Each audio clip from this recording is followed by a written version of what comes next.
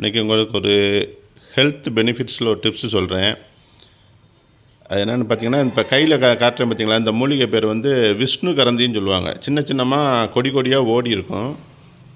நீங்கள் வயல்வெளிகள் சைடில் இல்லாட்டி ரோடு ஓரங்கள் சைட்லலாம் இது இருக்கும். இந்த பாருங்கள், இந்த நல்லா பார்த்துக்குங்க.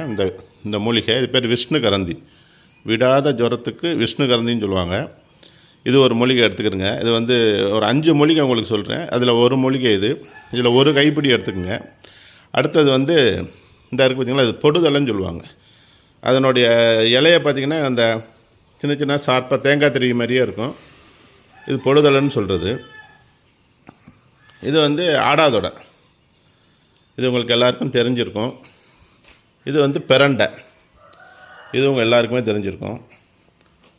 இது வந்து தும்பை செடின்னு சொல்லுவாங்க. இது எல்லாமே தெரியும். இப்போ இது ஒன்று ஹெல்த் பெனிஃபிட் என்னென்னு பார்த்தீங்கன்னா, இந்த தும்பை செடி வந்து தலையில் உள்ள பீனிசம்னு சொல்கிறாங்களா, சைனஸு, இந்த நீர் இதெல்லாம் இறக்கிறது. இது வந்து சளிக்கு ரொம்ப நல்லது. இந்த தும்மல், பீனிசம், தலை நீர் இதுக்கெல்லாம் நல்லா கேட்கும்.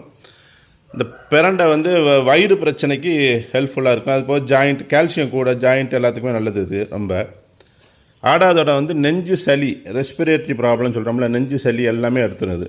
நெஞ்சில் உள்ள சளியை ஃபுல்லாக அந்த நுரையீரலில் உள்ள ஃபில்டரில் உள்ள சளி எல்லாத்தையும் எடுத்துருது.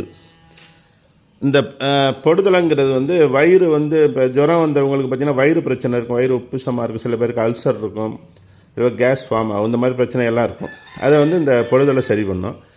இந்த விஷ்ணு கரந்தி சொன்னால இது வந்து ஜுரம், விடாத ஜுரத்துக்கு விஷ்ணு கரந்தின்னு எப்பேற்பட்ட ஜுரத்தையும் இது எடுக்கக்கூடியது. அப்போ இந்த 5 மூலிகையையும் இந்த பார்த்திங்களா, 1, இது 2, இது 3, இது 4, இது 5, இது 5ஐயும் ஒவ்வொரு கைப்பிடி நீங்கள் எடுத்து சின்ன சின்னமாக வெட்டி விட்டு நல்லா வேக வச்சிடணும். தண்ணியில் போட்டு நல்லா 1க்கு அரையாக நல்லா சுண்ட வச்சதுக்கப்புறம் பனங்கல்கண்டு இல்லைன்னா தேன் சேர்த்து 2 வேளை குடிச்சிட்டு வந்தீங்கன்னா ஜுரம், தலைவலி, தலை நீர், வயிறு பிரச்சனை, ஒமட்டல் எல்லாமே அது கிளியர் ஆகும். இது ஒரு அருமையான மருந்து. எனக்கு ஒரு சித்த வைத்தியர் தான் சொல்லி கொடுத்தாரு. அவர் இல்லை இப்போ நோ மோர். ஆனால் அது ஒரு அருமையான மருந்து. நான் என்னுடைய அனுபவத்திலே நிறையா வாட்டி இதை சாப்பிட்ருக்கேன். எனக்கு ரொம்ப யூஸ்ஃபுல்லாக இருந்துச்சு. மெடிசின்ஸ் எடுக்காமல் இதிலே க்யூர் பண்ணிக்கலாம். ஜுரம் இருக்கையில் இது நம்ம 2 வேளை குடிக்கணும். 3 நாள் குடிச்சிங்கன்னா ஃப்ரீ ஆயிரும். ஃபுட்டு மட்டும் நீங்கள் இந்த ரசம், கஞ்சி அது மாதிரி குடிச்சிக்கிட்டிங்கன்னா ஆட்டோமேட்டிக்காக எந்த டேப்லெட் எல்லாமே க்யூர் ஆகும். பார்த்துக்குங்க.